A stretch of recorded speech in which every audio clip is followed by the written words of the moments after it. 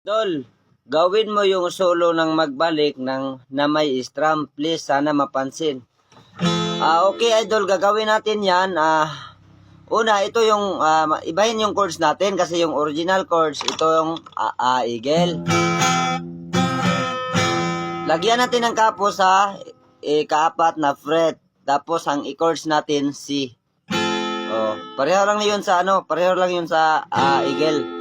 Tapos ganito,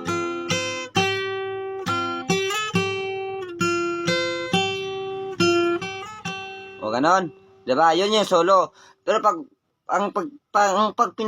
ngalan kapag ang pinag-usapan natin ay sabayan natin solo at saka strum, ganito, idol,